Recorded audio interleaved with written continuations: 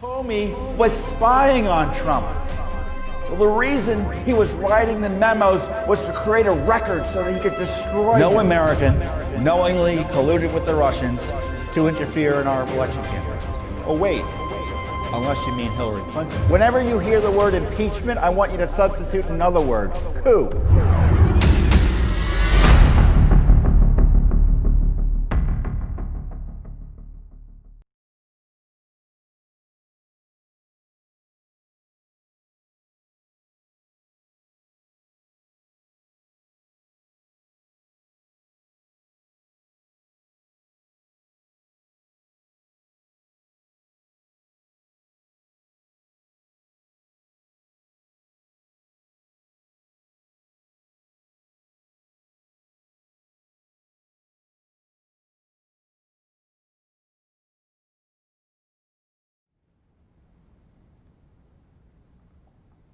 Hey everyone, Judicial Watch President Tom Fitton here with our Judicial Watch Weekly Update. Thanks for joining us. It's a big victory week for the president, the Constitution, the rule of law, and you.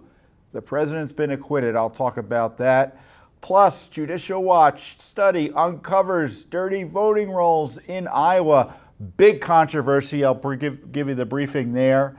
And then on top of all of that, we have new Lisa Page, Peter Strzok emails that further confirm more corruption at the FBI.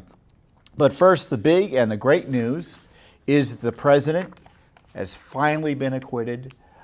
This phase of the long national nightmare is over. The president has been resoundingly vindicated by the Senate. No Republicans voted for the obstruction of justice canard put forward by the Schiff Pelosi gang, and only one Republican voted to remove the president from office for the outrageous idea that he did anything wrong related to Ukraine. So it's a big vindication for the president. It's a vindication for the rule of law. It's a vindication for the Constitution.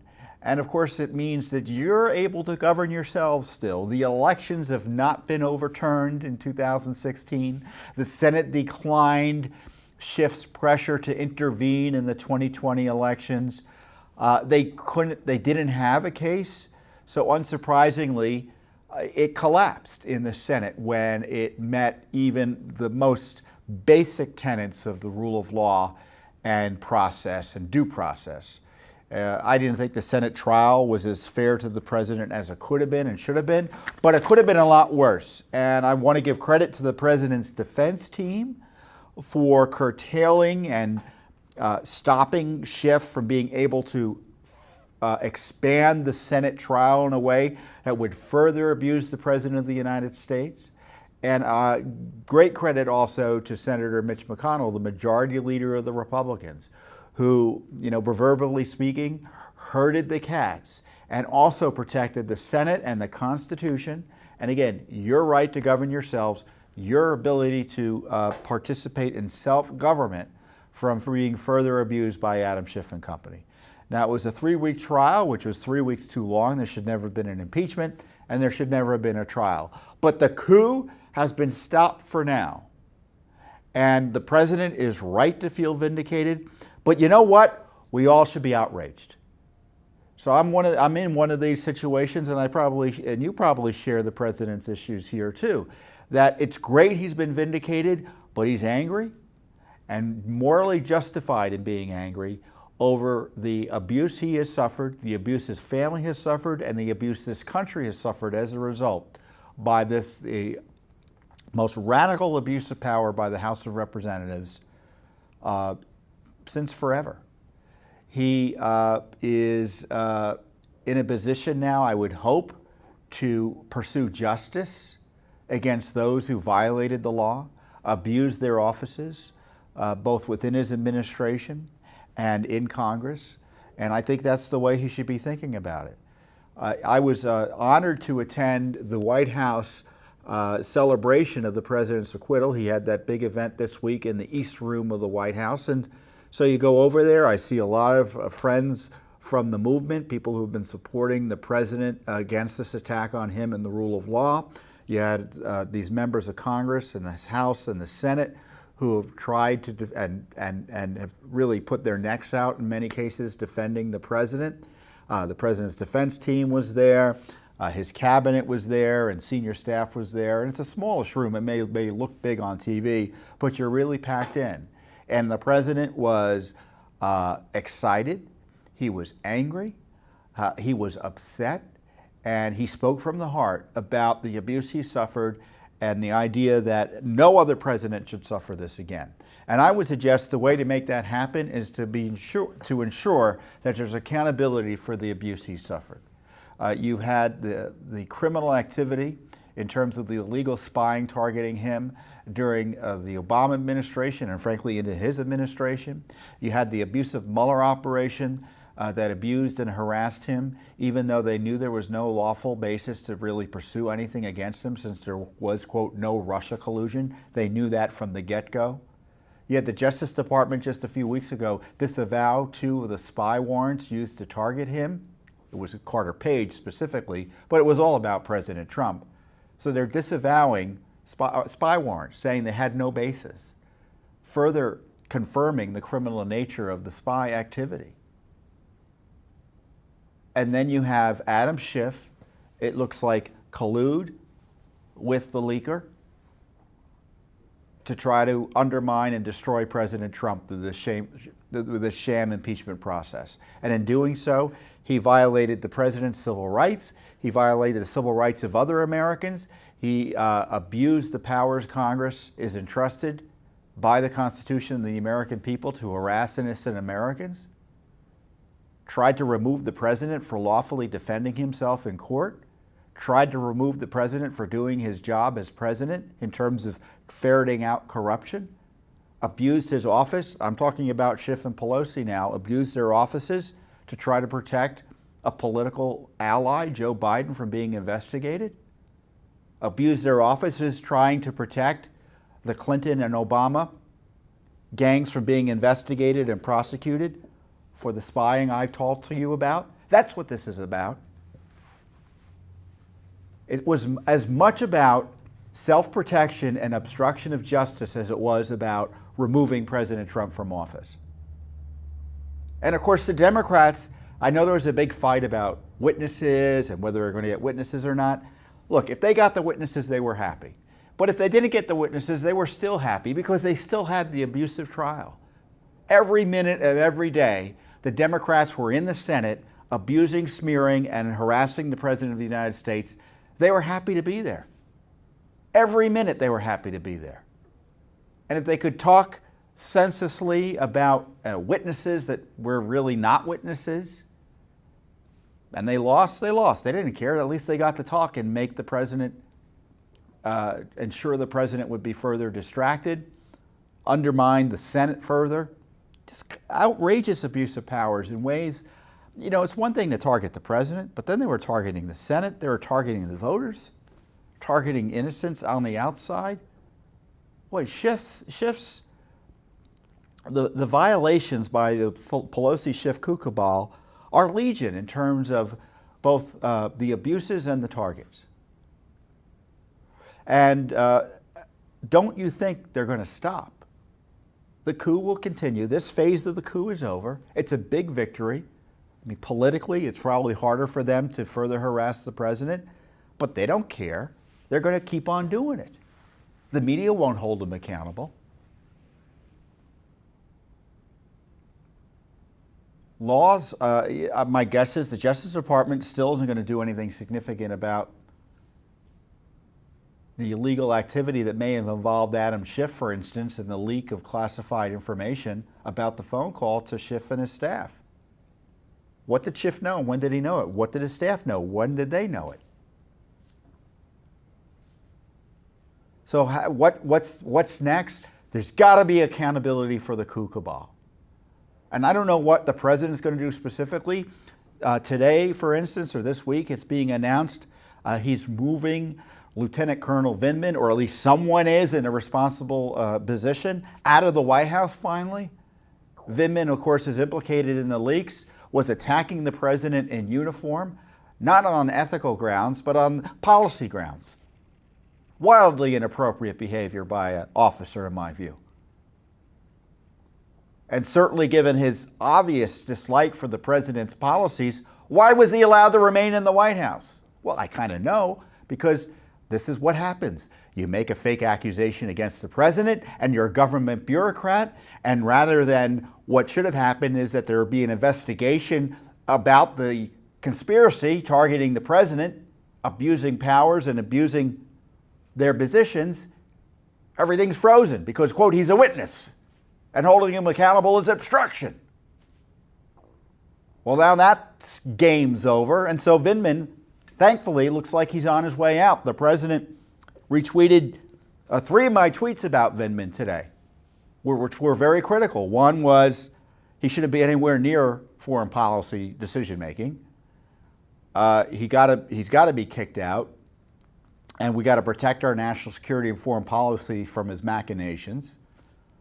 And this tweet was, another tweet is, he was offered the Ukraine defense minister job 3 times. Now, he says he just, he didn't want to, he obviously wasn't going to take it, but isn't that weird? Isn't that odd? Frankly, the Defense Department should have just taken him out as soon as his name popped out or popped up. And of course, he's probably an integral part of the conspiracy against the president. This is what ought to happen. The president should tell the Justice Department or appoint a special counsel directly to investigate the leak of the classified phone call he had with Ukraine. Now, I know it's declassified now, but it wasn't declassified at the time it was being shared internally in the White House. Did anyone with access to that call improperly share it? Now, just because they had classified or they had security clearance, it doesn't mean that they had the right to share the call or use it for improper purposes. When you have access to classified information, it's on a need-to-know basis, and you're not supposed to be sharing and sending the classified information and discussing its contents for improper political purposes. And I think there's strong evidence that's exactly what was going on here. Justice Department should have immediately investigated that. Instead, the president got impeached because of the failures to enforce the rule of law. And I'm not talking about protecting the president politically. I'm talking about protecting the presidency and our national security. You had these Bolton book leaks. It turns out the National Security Council, which is charged with making sure that Bolton doesn't publish anything that's classified, looked at the book and found gobs of classified information, including top-level secret information that's classified. So now we know that book is leaked somehow.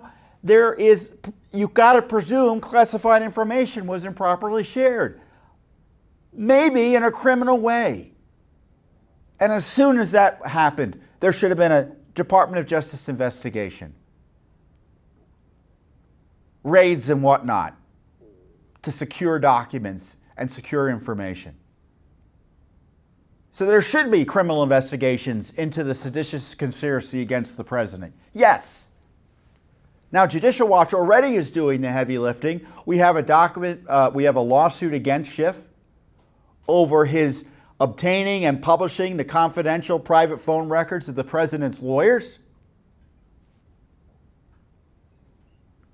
Devin Nunes, John Solomon, a reporter. Unbelievable abuse. We're suing on Burisma, Biden. I think we've got 3 lawsuits on the Biden scandals.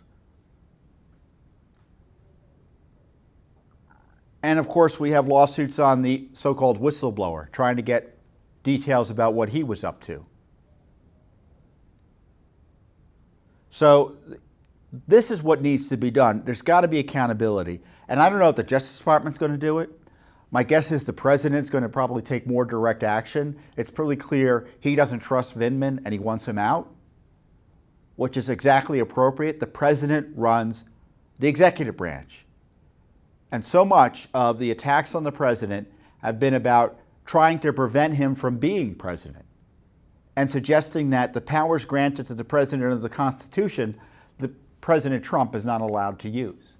He's not allowed to fire FBI directors. He's not allowed to recall ambassadors. He's not allowed to talk to foreign leaders. He's not allowed to assure that American tax dollars are not being used for corrupt purposes. He's not allowed to investigate corruption and make sure the laws against corruption are being enforced and investigated. He's not allowed to do all the things every other president is able to do under the Constitution. And he's supposed to lay down supine in the face of congressional abuse and tyranny. You know, people say often in Judicial, why are you so concerned about this? Because there's never been a corruption scandal like this in American history. The spying and the targeting by multiple government agencies of the Obama administration, and yes, I hold the President Obama responsible for that, both practically speaking and generally speaking. Meaning it's not just the buck stops here and he's generally responsible. No, he was in on it. Testimony and the documents show he was in on it. And then it just continued during the Trump administration by appointed and self-appointed paragons of virtue in the bureaucracy who thought they knew better than the President of the United States. And if it needed be, they could break laws to try to take him out. They could leak stuff to try to take him out. They could leak things targeting his family, leak things targeting General Flynn, including classified information. The president's not only a crime victim, his family members are crime victims. I'm convinced General Flynn's a crime victim. And yeah, even Paul Manafort potentially is a crime victim. I go on a transparency tear as well. Of course, Judicial Watch has the document requests and under FOIA, but the president should just begin releasing everything he can to expose what went on. He should go on a pardon tear as well. Pardon everyone caught up in the Mueller investigation, for instance. There's got to be accountability here. And he needs to demand that the Justice Department, and if the Justice Department won't do it, he should appoint a special counsel directly. The Justice Department is not the end-all and be-all. The president is ultimately responsible here. We elect him.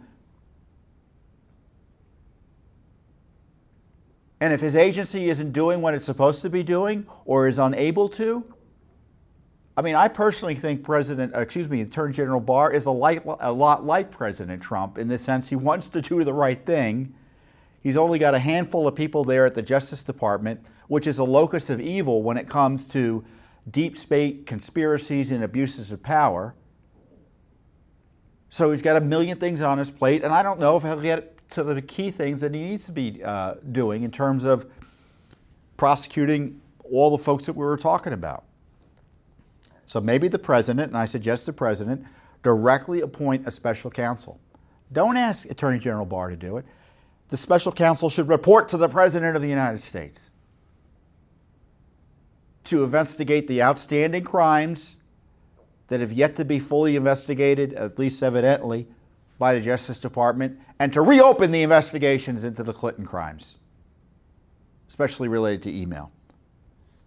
I got an agenda: transparency, accountability, and enforcing the rule of law.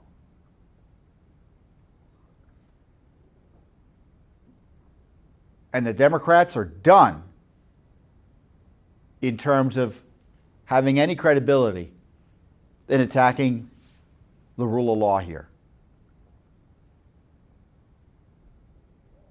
Like I said, they're not going to stop. You saw Nancy Pelosi becoming unhinged this week. I mean, you can see that she's got a personality issue with the president that goes beyond anything the president has done. She hates him, which, I guess is her right, but she can't let that hate get in the way of the operations of her office. And I tell you, and many of you have been watching politics for some time, have you ever seen anything as astonishing as Nancy Pelosi ripping up ripping up during the State of the Union, or at least the end of the address, the President's State of the Union address, it was astonishing. I still can't believe she did it. I don't think I've ever seen something as disturbing in terms of a public act by a politician as her ripping up that speech. And Matt Gaetz and Congressman, I think Congressman Mike Rogers is his name, he's a former Attorney General in Louisiana, have made credible cases that she may have even broken the law in doing so, because it was an official congressional or federal record and she wasn't allowed to rip it up and destroy it.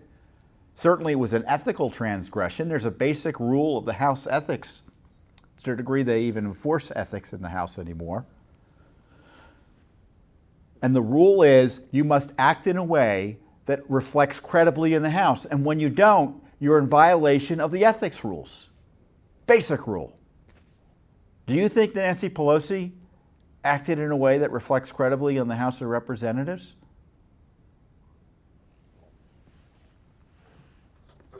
I don't.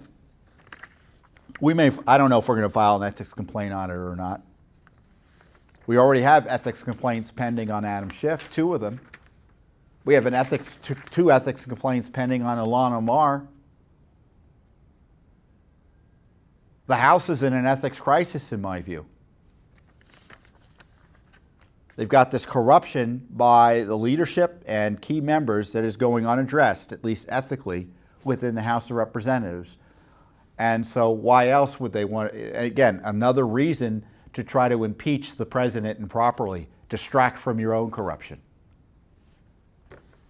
So I guess, I'm supposed to be happy the president was acquitted. You know what? I'm still pretty angry he had to go through this. What a waste of tax dollars. And it undermines our national security, the president's ability to conduct foreign relations. If you're a foreign leader and you call the president on the phone, what's going to be in the back of your head? Who's listening in? What are they writing down? And if it becomes public, what will be the consequences?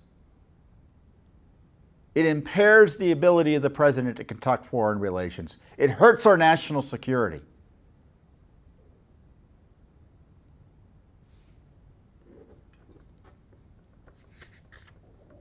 I mean, the obscenity of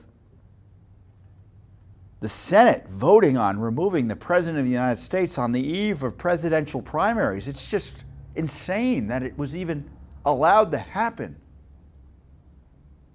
There was no crime. There was no near crime. There was no misconduct. There was no evidence that the president did anything wrong. Yet they were able to push this impeachment forward.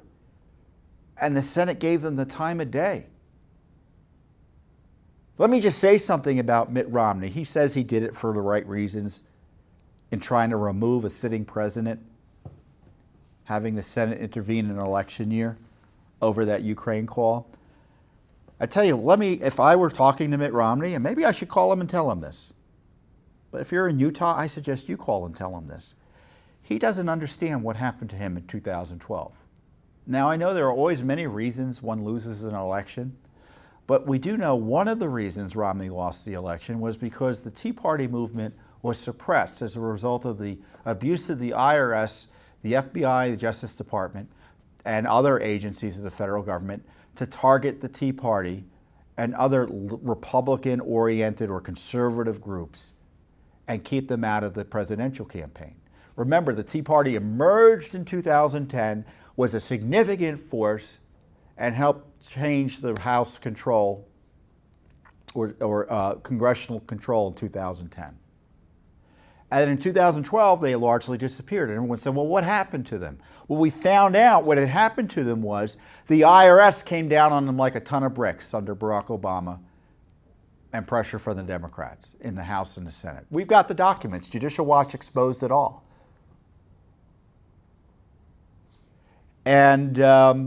And that's how you steal an election in plain sight. So it didn't take many votes. I forget the number of votes nationally that could have changed the outcome of the election. Presidential elections in this day and age are pretty close-run things. It doesn't take a lot to change the outcome of an election.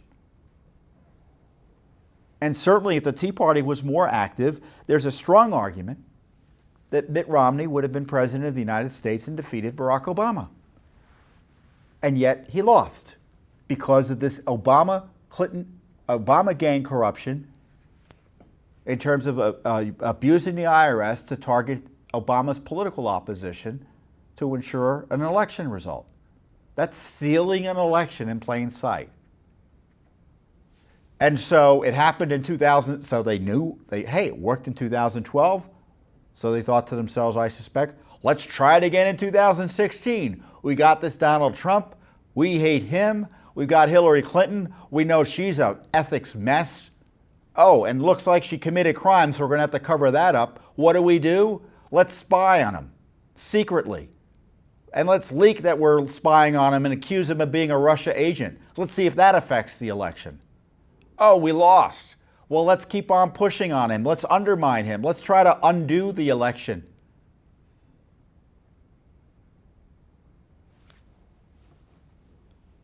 With the Mueller operation and the Russia smears and the continued spying on him. Oh, he's doing well. He's still surviving. Let's double down and collude with the deep state to come up with this Ukraine garbage to try to take him out just before the 2020 elections. Or stain his reputation in such a way that it potentially loses. That's a long way of saying is Romney was the first victim, and he doesn't even know he was a victim of the same gang that is using him to try to remove the president from office. Incredible. Incredible stuff. So, I've been calling on you to call your senators, to let them know what you think about the impeachment, what should be done. Call your members of the House. I've called on you to do that repeatedly. You need to do it again. You need to call your senators and tell them what you think about their votes on the president's impeachment. You can thank or criticize them. Call them.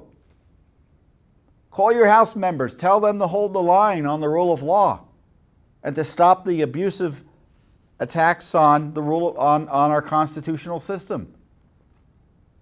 You can never stop being active because it's not the threat to our republic won't go away. Judicial Watch is in court trying to expose the truth behind it now. You need to support our work, obviously, directly, and you also need to be personally active. So we won the battle, but the war continues.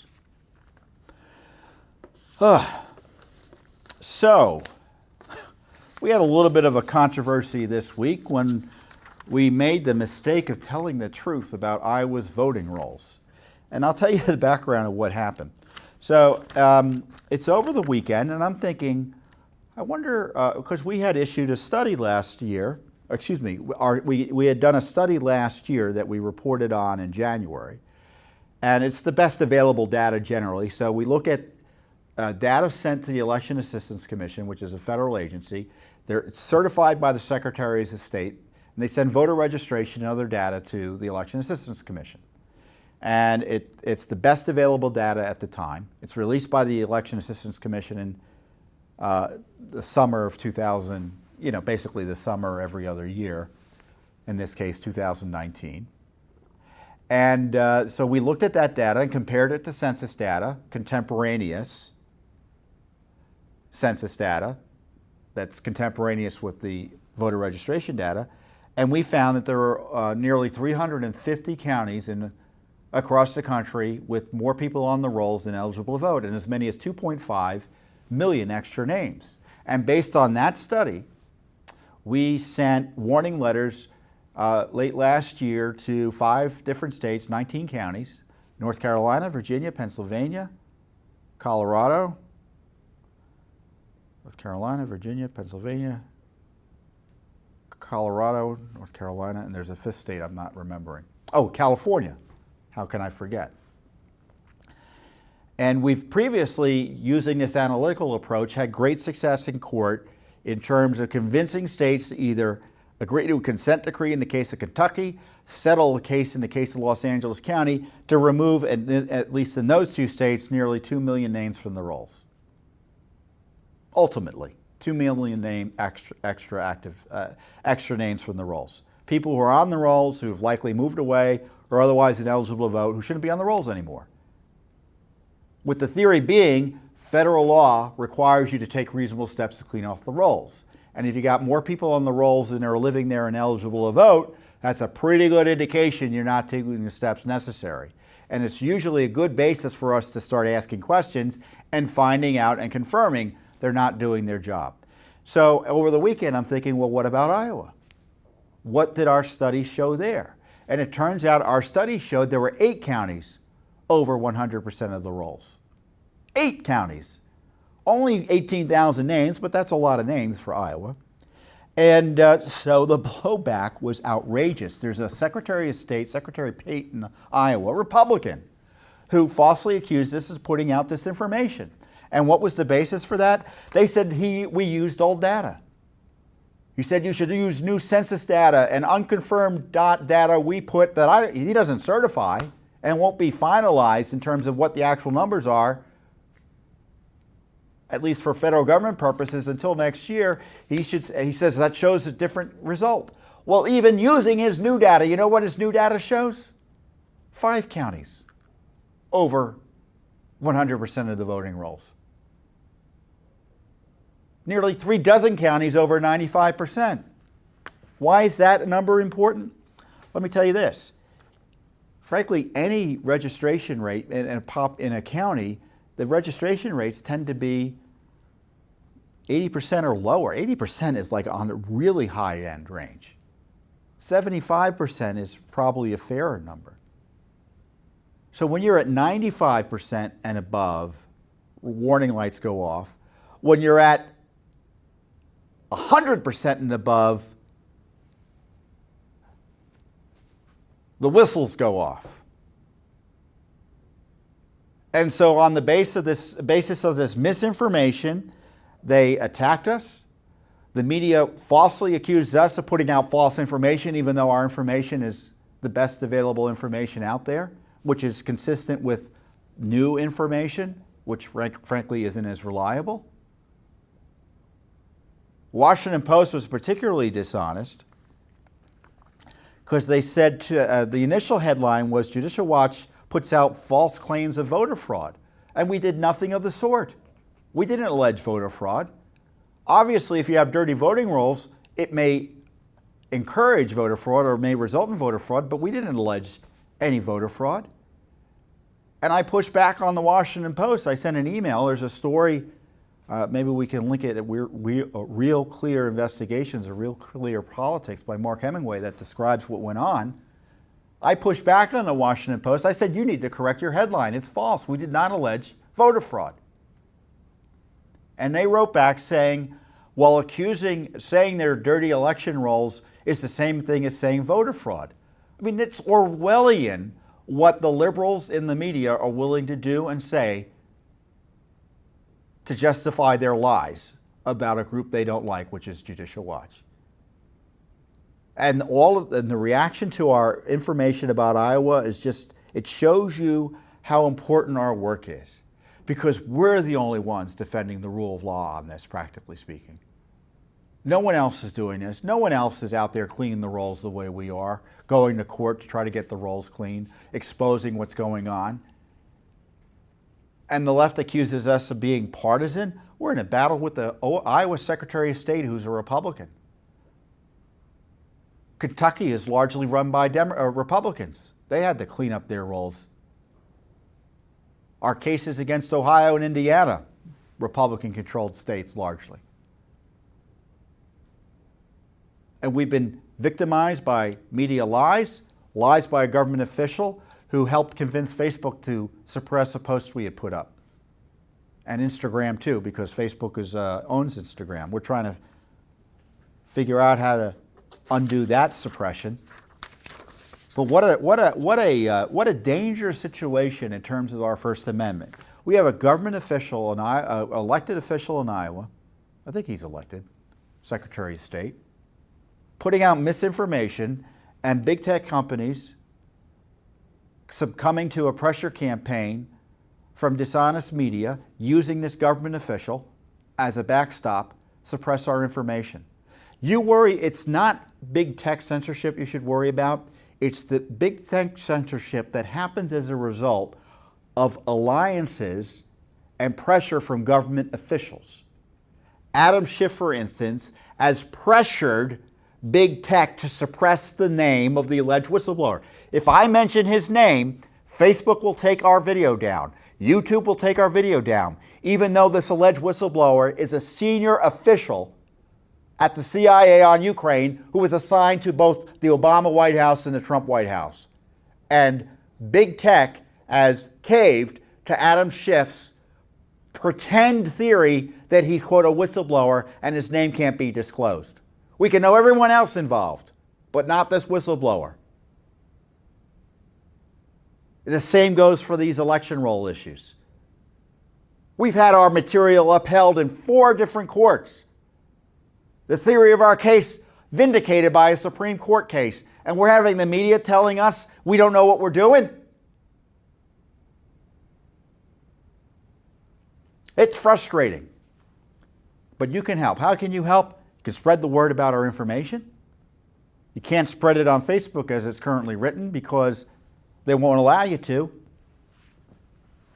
But I encourage you to look at the information. We have 2 press releases out. We have the statement, we have the initial disclosure about the 8 counties that, according to our study, had at least 18,000 extra names. I mean, their defense is, we go to Iowa, our data shows you got extra names. Your data's old. And we go, your new data shows that you got extra names. Iowa, well, our dirty names you can't count as dirty, Iowa's response was even worse. Our lists are clean if you exclude the dirty names. They're suggesting inactive names shouldn't be counted, when in fact inactive voters are the same as regular voters. They can vote on election day. Their theory is voters who haven't been around should be treated differently than voters who are active. And that's not true under law. And frankly, it's damaging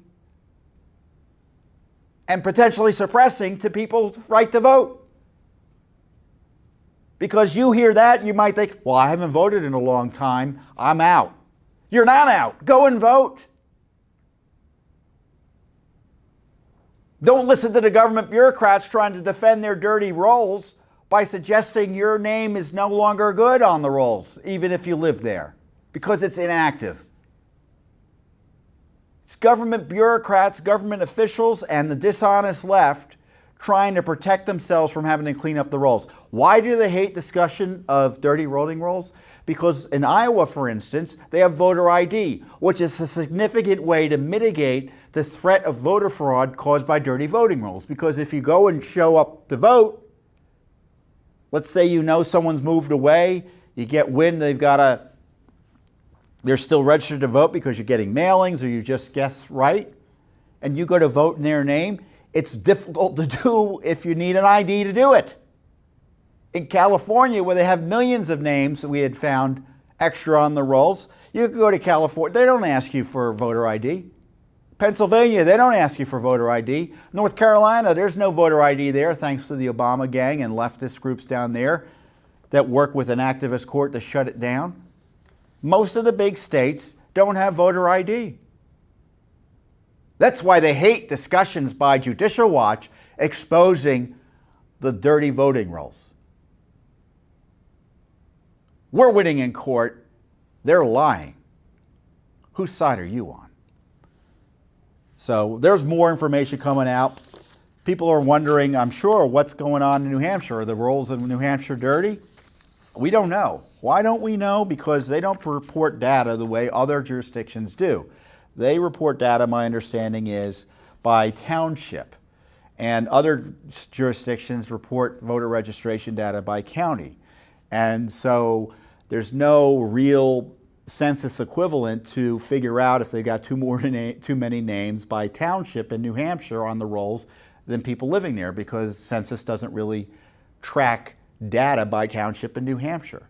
So it's a bit of a mystery as to how dirty or clean the voter rolls in New Hampshire are. So I'd like to give you information about how clean or dirty the voting rolls in New Hampshire are, but I can't.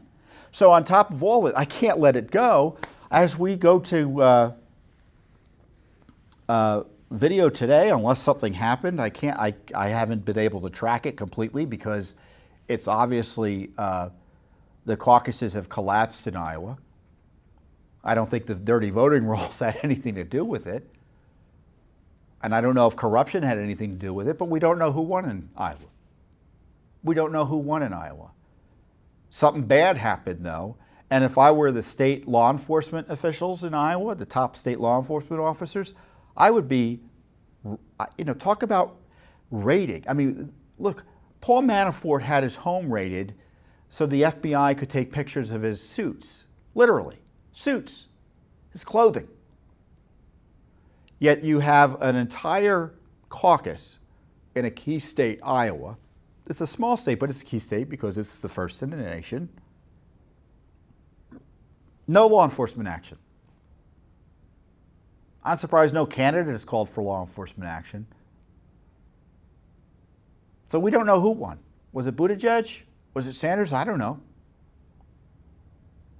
And even if someone, quote, won, can we be confident in the result? I mean, you think elections are fair and accurate in this country? Generally, we know the general winner of an election, but in some cases, we can't be sure.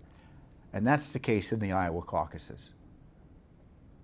So who knows?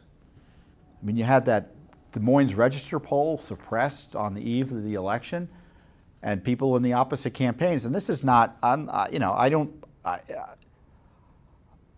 not much of a political guy. I run Judicial Watch. I don't endorse candidates. I save the politics for the guys in politics, in terms of campaign work and things like that. So I kind of watch it the way an ordinary citizen does. But I tell you what, if I were a Bernie Sanders voter, I'd be pretty annoyed right now. Remember I told you that the deep state has it in for Bernie Sanders, or we should presume the deep state has it in for Bernie Sanders? It doesn't mean I'm endorsing Bernie Sanders, or I think the deep state or that Bernie Sanders' policies are great. I'm suggesting as a candidate that is problematic for the deep state and the establishment class trying to remove President Trump from office, they have it in for him. So they have a poll that potentially shows Sanders winning and Biden significantly losing, and they suppress that on the eve of the election. And they have a caucus that collapses that allows Buttigieg to say without foundation that he, quote, won, when in fact it's not clear who won. Denying Bernie Sanders any semblance of a victory bump out of Iowa as he goes into New Hampshire. Very troubling. Very troubling. I've always said the left is willing to steal elections when necessary. And you think it means they're going to steal it from Republicans. No, it means in primaries. Upstarts,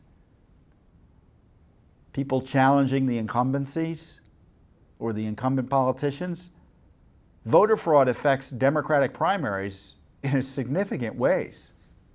And I don't know that's the case here in Iowa, but given the way things have been going, you can't be confident that things were done right, and it's all just as a result of incompetence by the Hillary Clinton gang that was running the app that collapsed. Who knows what was going on? But anyone who rules it out, that's not fair to do. Anyone who rules it in completely, that's not fair to do. That's why I say there needs to be an investigation. So from election integrity to FBI integrity, and it's a sad state. We've got more documents from the page-struck documents that we've been getting intermittently from the FBI and the Justice Department. Remember, they have thousands of documents. They were releasing them to us over only 500 pages. Well, this is, forget about everything else. what was in the documents. I want to remind you about the outrageous way the FBI and Justice Department are handling these documents. They got 13,000 documents, and they're telling us they can only process 500 documents a month, which would, I haven't done the calculations recently, but essentially push out the final release of documents till after the year, till late 2021. So we'll be fighting about these documents in the next administration, even though the number of documents is so small that they could have been released months ago. Why slow roll the release of records? Because they know what's in them. They know that when you've got Lisa Page and Peter Strzok communicating, you got problems given the corruption they were involved in the Hillary Clinton email investigation, the wiring of that, and of course the insurance policy that was the Russiagate investigation. What's really interesting about these documents is that they confirm, this shows you how corrupt the FBI investigation, Justice Department investigation was into Hillary Clinton. Strzok and Page were unhappy with the way it was being run. They weren't sociopaths. They had the basics down as to what needs to be done. They saw the general counsel and top lawyers for the FBI and Justice Department kowtowing to the Clinton gang lawyers. And they were furious about it. We get to, I need to skip forward here.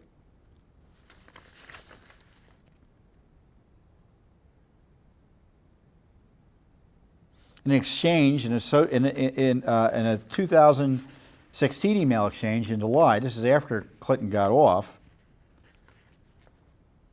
Strzok and his boss, Bill Priestap, who has been provided testimony under oath in writing to Judicial Watch, are critical of how deferential the DOJ was being to Clinton's legal team. In the exchange, an associate at the law firm representing Clinton's aides asked DOJ officials in the National Security Division if they could schedule a meeting the following week.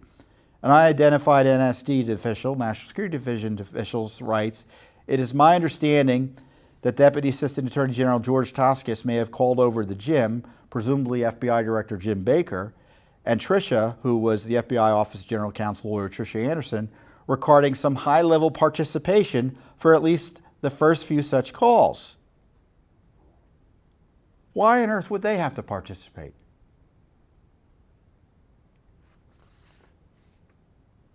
You are perfectly competent to speak to the legal obligations and FBI policy procedures.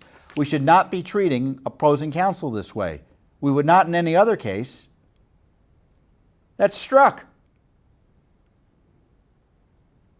That's Strzok complaining about them bringing in top-level FBI officials who have no business participating in these calls to kowtow to the Clinton gang lawyers. And we've had other documents that have shown that.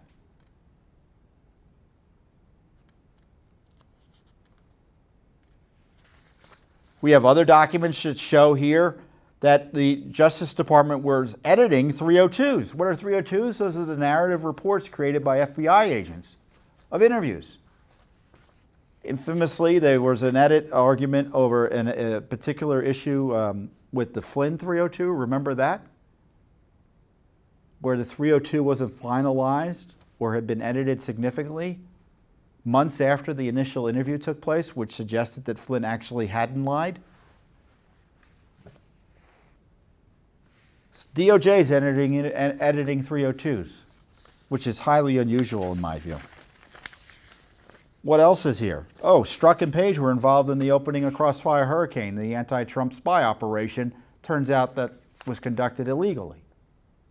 Now, the IG had suggested that they were involved in opening it somehow. These documents confirm that in further details. They're writing up the document.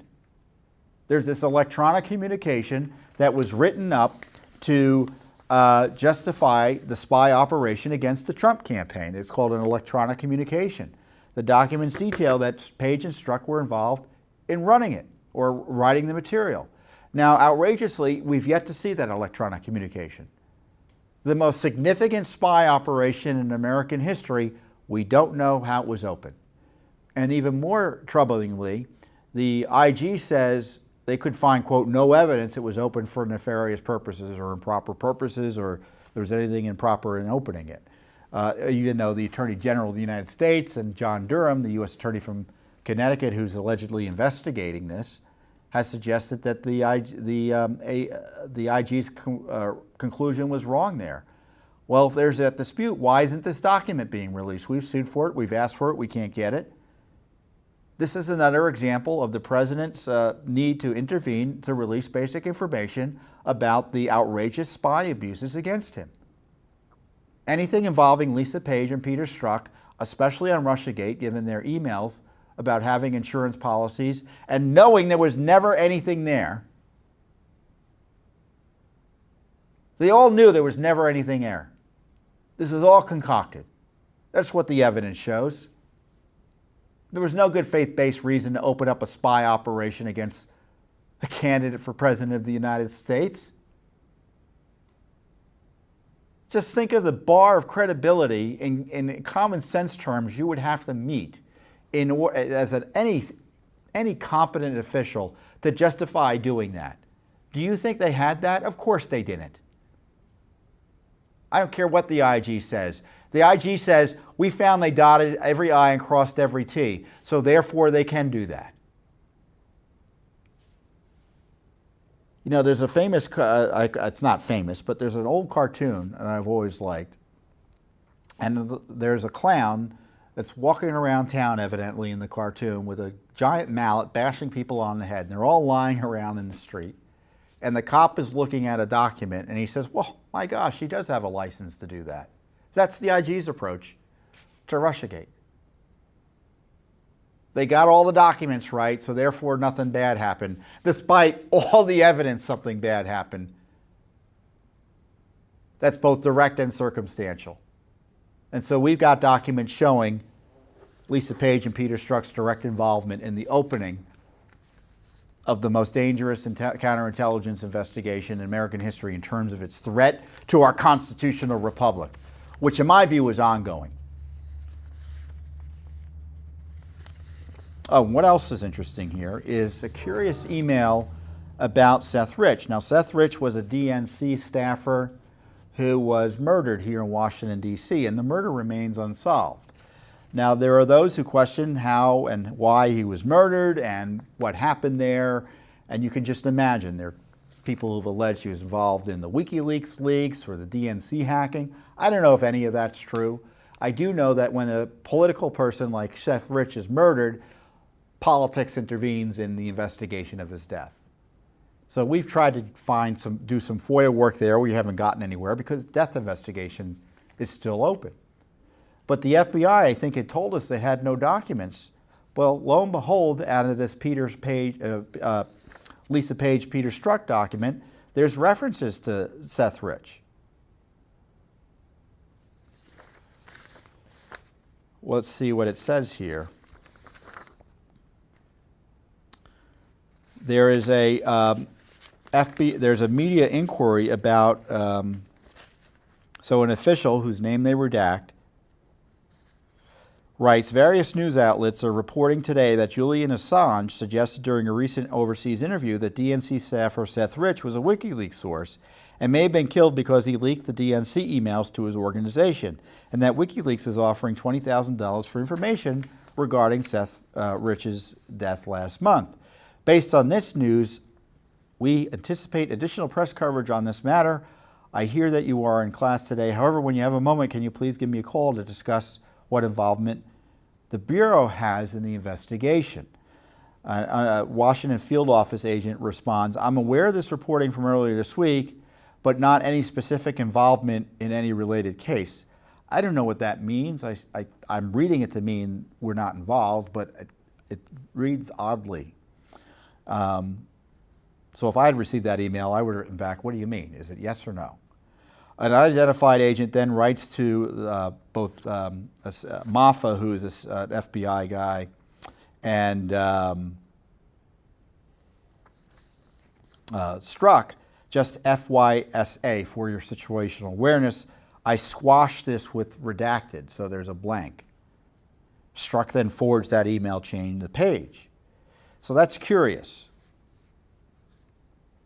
You know, it looks like they squashed it maybe with a media outlet? I don't know.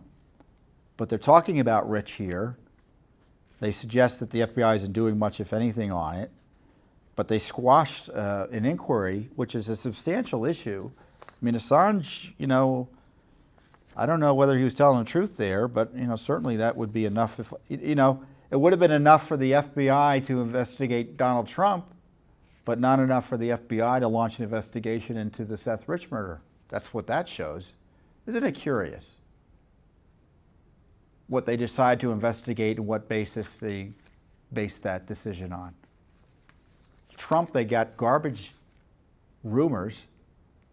They start spying on him and other innocent Americans, targeting Manafort, targeting General Flynn. Here you've got someone publicly suggesting that Rich was murdered for somehow being involved in the DNC leaks, and the FBI, their response is, how do we quash that? Meaning we're not doing anything. And that's the most charitable reading of this. So that's interesting. Don't you love Judicial Watch? Because I'm reading this and I'm just fascinated by it.